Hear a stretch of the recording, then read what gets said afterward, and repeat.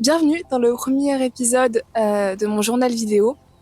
Le concept, en fait, c'est de partager un peu tout le flux de pensée qui ronge mon cerveau, des débats parallèles, des sujets un peu problématiques, et essayer de trouver des solutions, ou même juste spécialement essayer de trouver la source, la racine de ce problème-là. Essayer de nuancer les différents propos qu'on peut avoir, parce que je trouve que c'est quelque chose que notre génération, enfin, ça manque à notre génération, le fait de nuancer. On a toujours des avis très très tranchés, et donc c'est un peu le concept de ce journal vidéo, parler de problématiques de jeunes adultes entre guillemets, et, euh, et voilà.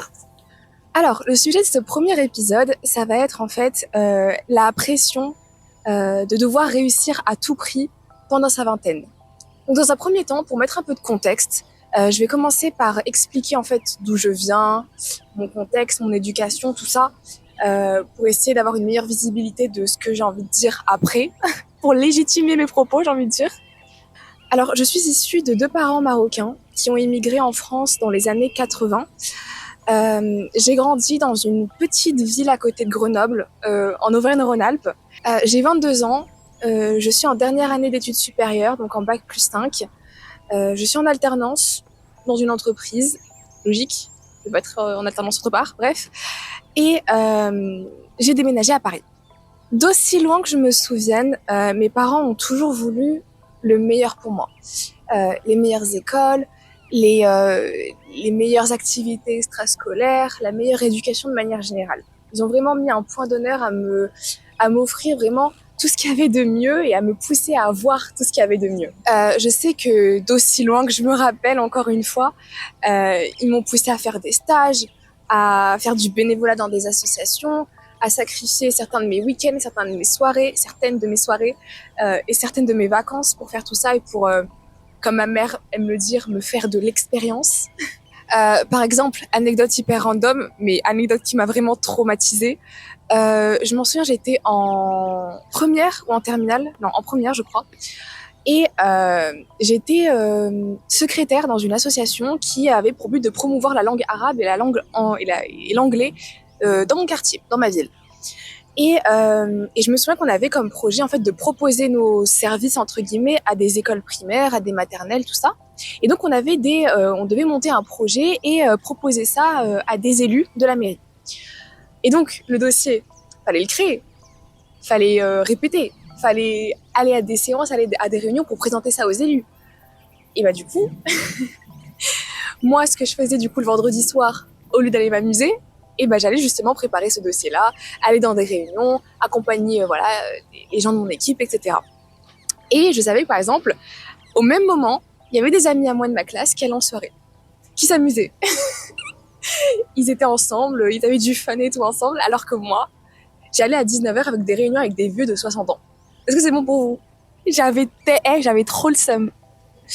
Mais du coup, voilà, c'est quelque chose que mes parents m'ont poussé à faire et aujourd'hui, je suis consciente du bienfait que ça a eu, voilà, sur ma vie actuelle, ma vie de jeune adulte. Je sais que c'est une expérience hyper importante que j'ai pu réutiliser après quand j'ai dû chercher une alternance, bref. Je sais que c'est hyper important, mais je sais qu'à ce moment-là, ça m'a vraiment foutu le seum de voir mes amis s'amuser, alors que moi, je passais ma soirée à travailler. Je me souviens d'une phrase que mes parents me disaient souvent. Ils me disaient, Yasmine, faut que tu sois la meilleure. Faut que tu sois meilleure que les autres. Et moi, en fait, au premier abord, normalement, cette phrase, elle est censée te motiver. C'est censé te dire, voilà, sois la meilleure, donne tout ce que t'as, tout ça. Moi, malheureusement, je le comprenais pas comme ça. Je le comprenais qu'en fait, ma réussite n'avait de valeur que si j'écrasais les autres. Que si j'étais meilleure que les autres, que les autres étaient une merde, des merdes, et moi, j'étais plus haut. Moi, je comprenais ça comme ça, ce qui est super toxique. Vraiment, alhamdoulilah, heureusement que mon cerveau n'a pas interprété ça comme ça, parce que sinon, je serais devenue peut-être, je sais pas, je serais devenue bizarre, j'aurais mis des bâtons dans les roues de certaines personnes. Mais bon, alhamdoulilah, je l'ai interprété autrement. Et il y a toujours cette petite blague on dit, ouais, les darons rebeux, imaginez. Euh, ouais, t'as eu un contrôle, t'as eu une super note, t'es trop fière, t'as eu 17 sur 20.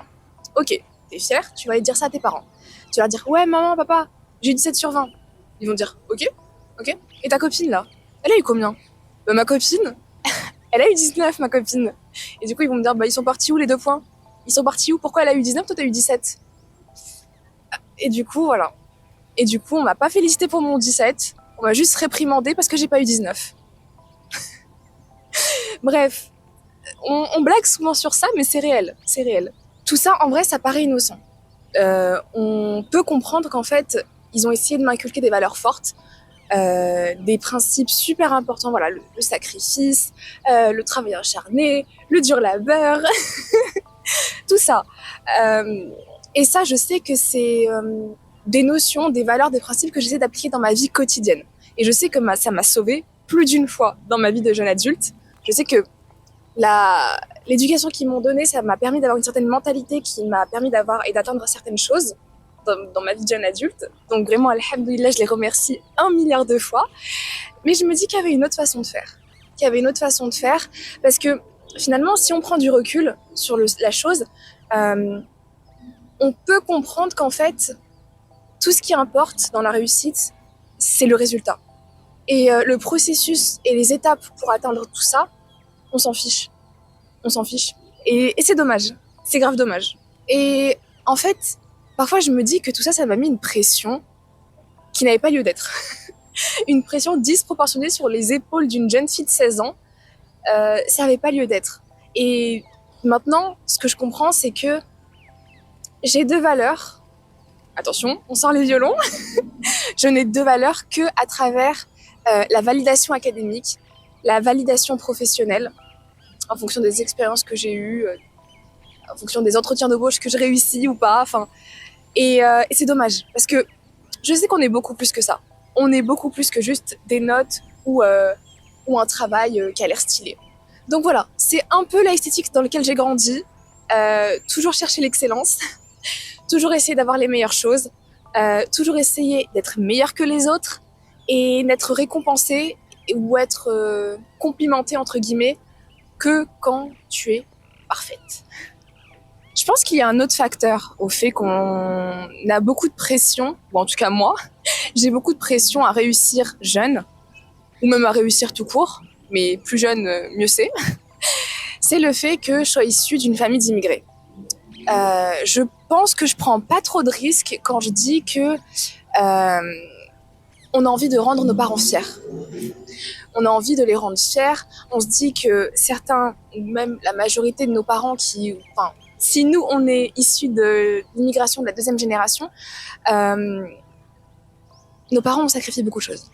Ils ont sacrifié leur famille, ils ont sacrifié l'endroit dans lequel ils ont grandi, ils ont sacrifié parfois leur santé, ils ont sacrifié leur vie pour que nous, petits merdeux, on grandisse en Europe ou en France, enfin je sais pas où, quelque part où c'est censé être mieux, avoir un train de vie et des opportunités mieux que ce qu'on aurait pu avoir si on était resté au pays.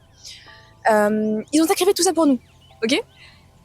Et moi j'ai envie de dire, on n'a pas le droit à l'échec. On n'a pas le droit à l'échec. Ils ont laissé leur famille, ils ont laissé, je sais pas, ils ont tout sacrifié pour nous. Et je me dis qu'on n'a pas le droit à l'erreur. On n'a pas le droit à l'erreur parce que c'est une certaine façon de les remercier, de les honorer du sacrifice qu'ils ont fait. Je pense que c'est peut-être tous les enfants, c'est les enfants de manière générale, qui ont un minimum de respect pour ce que leurs parents ont fait pour eux. Mais je trouve que je le ressens encore plus dans ma communauté.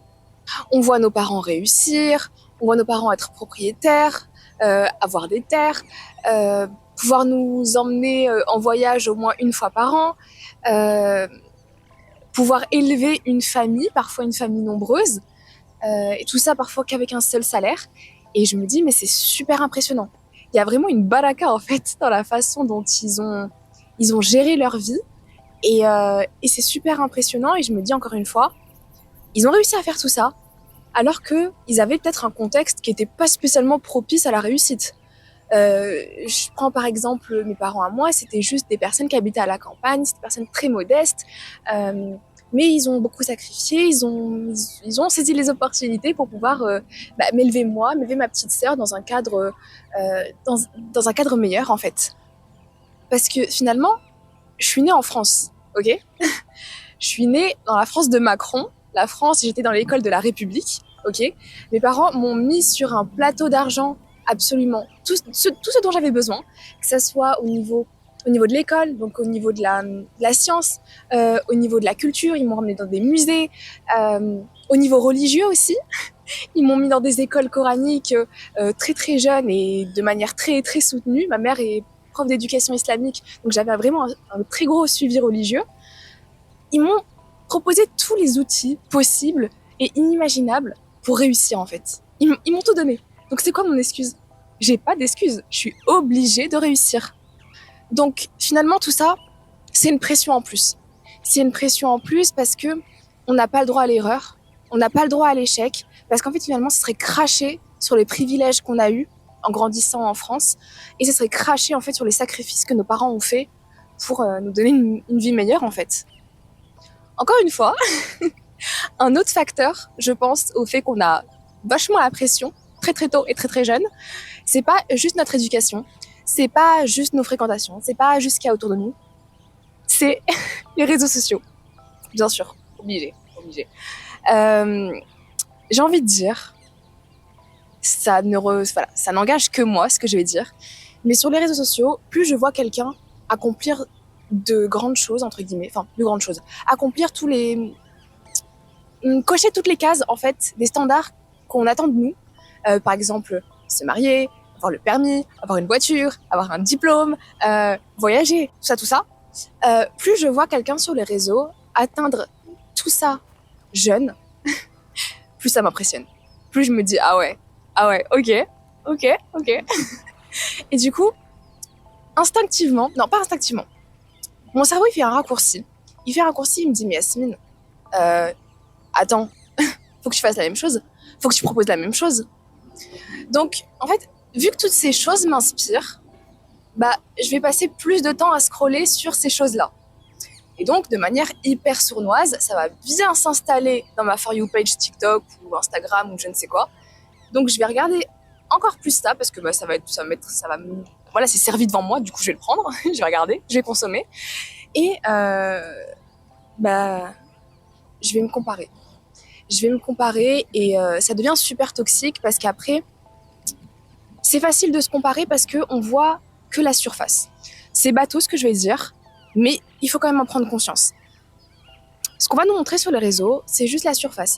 Parce qu'on ne sera jamais au courant de tous les paramètres et de tout le contexte que la personne a autour d'elle. Y a une phrase, je crois que c'est une métaphore américaine, une expression américaine. Enfin, en tout cas, je l'ai entendue dans un podcast d'un mec qui s'appelle Ramsey. Et en fait, il propose un show télévisé ou un show radio, je sais plus, où il aide des gens avec les finances. Parce que voilà, les Américains, c'est un autre monde. Ils sont endettés jusqu'au cou à partir de 18 ans. Enfin, c'est bizarre. Du coup, les gens l'appellent pour les aider en fait, enfin pour sortir la tête de l'eau à cause de toutes leurs dettes, de leur mauvaise gestion financière. Et une personne disait à Ramsey, je me compare beaucoup, je vois telle personne avec tel montant d'argent, telle personne ne pas avoir de dette à tel âge, enfin bref. Et Ramsey il dit, don't keep up with the Joneses. En français, c'est traduction approximative, c'est ne fais pas attention à ce que la famille Joneses fait. Pourquoi? En fait, c'est une expression parce que imagine, t'es dans un quartier, t'habites dans un quartier, tranquille, et t'as des voisins qui s'appellent les Joneses. Et en fait, tu vois que leurs enfants sont super stylés, ils s'habillent super bien, ils sont dans des bêtes d'école. La femme, elle a genre 2 bêtes de voiture. Le daron, il est tout le temps en voyage professionnel. Enfin, au premier abord, en surface, ils vivent leur best life. Ça a l'air d'être une famille modèle et tout. Mais, le fait que vous soyez leur voisin, bah en fait, vous êtes au courant aussi de tous les petits trucs un peu suspects qui se passent dans leur famille. Vous êtes au courant que le daron, il bat la femme. Dinguerie, mais le daron, il bat la femme. Les enfants, ils sont dans une boîte d'école, ok, mais ils sont en échec scolaire. Attention. Leur petit chien, là, qui a l'air tout mignon, il a une leucémie. Il va mourir, il va bientôt se faire piquer. Voilà, vous êtes aussi au courant de tous ces paramètres, de tout le contexte un peu suspect, un peu, voilà. Donc, en fait, ça vous rassure. Un peu bizarre, mais ça vous rassure parce que vous voyez le mauvais, mais vous voyez aussi le bien. Et donc, finalement, ça fait un équilibre. Mais ce qui est sournois avec les réseaux sociaux, c'est qu'en fait, on voit que le bien. On décide ce qu'on veut montrer, on décide ce qu'on veut regarder aussi, parce on n'est pas que des victimes, ok, on décide aussi ce qu'on veut regarder. Donc finalement, euh, ça nous donne en fait une vision biaisée de la réalité. Parce que, ok, telle personne a réussi à avoir son diplôme, son bac plus 5 à 23 ans, pile poil. La personne n'a jamais redoublé, n'a jamais rien fait. Mais en même temps, elle est surendettée. Parce qu'elle a dû faire un prêt à la banque pour pouvoir vivre pendant ses 5 ans. Parce qu'elle ne pouvait pas travailler, donc elle était à fond dans ses études. Elle ne pouvait pas travailler, du coup, prêt à la banque. Donc à la fin de ses études, elle a sur le dos genre 30K de prêt. Voilà, donc encore une fois, faut savoir nuancer les choses, faut savoir prendre du recul, regarder l'image en plus gros. Je sais pas si l'expression elle s'est dit en français. Look at the bigger picture. Faut regarder l'image en plus gros et, et voilà, et ne pas tout le temps se comparer parce que chacun a ses tenants, chacun a ses aboutissants, chacun a un background, chacun a ses problèmes. Et c'est pas parce que vous voyez qu'une personne a absolument tout réussi à ce que vous voulez que à côté elle est pas malheureuse ou alors qu'à côté elle a aucun problème. Donc toujours dire alhamdoulilah pour ce qu'on a, alhamdoulilah, alhamdoulilah, et voilà. Euh, une autre notion en fait qui nous pousse à avoir cette pression assez jeune et avoir à tout prix l'envie de réussir, c'est l'ihsan. En islam, l'ihsan, qu'est-ce que c'est? C'est en fait cette démarche spirituelle de vouloir satisfaire Allah, mais autant dans le processus que dans le résultat. C'est pas juste réussir la chose et on s'en fout de comment y arriver. Non, c'est toutes les étapes, tout ce que tu vas mettre en place de manière correcte, de manière licite pour pouvoir atteindre quelque chose. Ça peut être une partie de l'ihsan. Je sais que c'est beaucoup plus complet, mais bon, je m'y connais pas autant en religion pour donner une définition plus complète. Mais en tout cas, c'est la notion que j'ai envie de retenir pour cet épisode. Donc en fait, finalement, c'est essayer de ne pas bâcler les choses, c'est vraiment essayer de vraiment satisfaire toutes les secondes. Par exemple, tu as un objectif précis. Ce que tu vas faire pour essayer d'atteindre cet objectif-là, c'est de vraiment faire les choses de manière licite. Tu vas pas mentir, tu vas pas tricher, tu vas pas manipuler des gens, tu vas pas voler, etc., etc. Donc en fait, très bien, tu as un objectif aussi bien qu'il soit, un bon objectif. Mais ce qui est important aussi, c'est du coup mettre et prendre en conscience, mettre dans un coin de sa tête l'excellence autant dans le processus que dans le résultat, pardon. Donc en fait, ça aussi, ça nous rajoute une pression en plus parce qu'on a envie de faire les choses parfaitement. On a envie de faire les choses bien. On a envie de satisfaire notre Dieu, ok? Donc là aussi, il y a de la pression. Là aussi, sur nos épaules, on se dit ah, c'est compliqué. Donc voilà. Tout ça, c'est des facteurs qui font que, effectivement, on est totalement névrosé, ok? Notre génération, on est totalement en PLS. On a envie de tout faire, tout accomplir et vite. Et quand t'essaies d'être un bon musulman, t'essaies de le faire bien, de manière licite. Donc tout ça, voilà, c'est certains facteurs qui vont vraiment nous pousser à avoir beaucoup de pression, en fait. Mais pour garder une note optimiste, ok, on reste optimiste, on est en PLS, mais on garde quand même de l'espoir. J'ai envie de dire, je suis contente que tout ça, on le fait pour des bonnes choses. On le fait parce qu'on veut une bonne finalité. On le fait pour les bonnes raisons. Mais ce qui est cool, ok, ce qui est cool, et ça j'ai envie de le souligner, j'ai envie de le highlight, ok, c'est que en fait, on n'a pas cette pression sous la contrainte, ok. J'ai pas 3 enfants à nourrir, j'ai pas une famille à nourrir, je suis pas dans la rue, ok. Donc encore une fois, alhamdoulilah. Mais en fait, on a cette pression, on se l'inflige un peu nous-mêmes parce qu'on a vraiment envie de satisfaire nos parents, on a envie de satisfaire Allah, on a envie de proposer une meilleure vie, encore une meilleure vie à nos enfants. Donc vraiment, c'est pas des raisons, c'est pas une pression qui nous est mise sur le dos sous la contrainte. On n'a pas le couteau sous la gorge. Moi, par exemple, si je dors pas la nuit et que je me gratte les veines et que là, je suis remplie d'antidépresseurs, c'est faux. Ok, c'est une blague. C'est par exemple, si dans 1 an, qu'est-ce que je vais faire? Parce que techniquement, j'aurais fini mes études. Est-ce que je recommence autre chose? Est-ce que je me barre pendant 6 mois à New York? Voilà, c'est ça qui se passe dans mon cerveau. C'est ça ma pression. C'est pas oh my god, je suis dans un pays en guerre et il faut que je protège mes enfants. C'est pas ça. Moi, je dors pas la nuit parce que je sais pas si le mec qui va me marier, je sais pas dans combien de temps, il va pouvoir m'offrir une dot un RSQ3. Je sais pas. C'est ça. Je rigole, hein. Je rigole. Je rigole pas. En tout cas, ce que je sais, c'est que je suis remplie d'angoisse. Je suis remplie d'angoisse, remplie de pression. Je sais que beaucoup de personnes sont comme moi, à l'âge de 22, 23 ans, on finit nos études. Il y a des nouvelles choses qui se présentent à nous, des nouvelles opportunités. Et je sais qu'il y en a beaucoup d'entre nous, on stresse. On stresse, mais on stresse parce qu'en fait, l'avenir, il est incertain. L'avenir, il est tellement incertain, on ne sait pas si on va prendre les bonnes décisions, on ne sait pas si on va pouvoir choper les bonnes opportunités. Donc ça fait flipper. Franchement, ça fait flipper. Moi, en tout cas, je flippe. Hein. Franchement, je vous ai dit, hein, j'ai pas de solution à vous proposer, je suis juste remplie d'angoisse. Mais j'ai quand même envie de proposer des pistes de réflexion. Parce que, ok, c'est cool, on a essayé de trouver la source de cette problématique, les facteurs, tout ça. On a compris. On a fait une petite introspection. On a compris. Mais maintenant, est-ce qu'il y a des solutions à tout ça? La pression, elle est saine quand, en fait, c'est un moteur. Quand c'est un moteur qui va nous motiver à atteindre certaines choses, à accomplir nos objectifs. Là, c'est sain. Mais ça devient toxique, ça devient bizarre quand, en fait, cette pression, cette angoisse, elle va nous paralyser. Elle va nous paralyser, on va se dire je suis une merde, j'y arriverai jamais de toute façon, tout ça. Donc là, c'est bizarre. Et ça devient, enfin vraiment, il faudra tirer la sonnette d'alarme et se dire qu'en fait, attends, on respire, ça va aller. Ça devient dangereux quand, à force de courir derrière certains objectifs, on en oublie en fait de profiter de l'instant présent. On en oublie de profiter de ce qu'on a déjà accompli maintenant, à l'instant T, et qu'en fait on est toujours dans la course à essayer d'avoir encore mieux. Là, vraiment, faut se poser les bonnes questions, essayer de vraiment ralentir. Ce que je me dis, c'est que oui, l'avenir, il est incertain, ok. Oui, on a 1 milliard d'objectifs. Oui, on a 1 milliard d'ambitions. Oui, on veut tout de suite, tout maintenant. On veut tout. On veut le beurre, on veut l'argent du beurre, on veut tout. Mais je pense qu'il faut garder 2 choses en tête. Dans un premier temps, très bien, on est ambitieux, on a beaucoup d'objectifs, on se met la pression, on est rempli d'angoisse, on a envie de réussir. Ok. Mais il faut faire les causes. Ok. Dans un premier temps, il faut faire les causes. Des causes terrestres. Par exemple, tu as envie d'avoir un certain job, tu as envie d'avoir une certaine école. Voilà, tu vas faire de ton mieux pour préparer l'entretien. Tu vas préparer l'entretien, ou alors par exemple tu vas charbonner pour réussir tes concours d'entrée.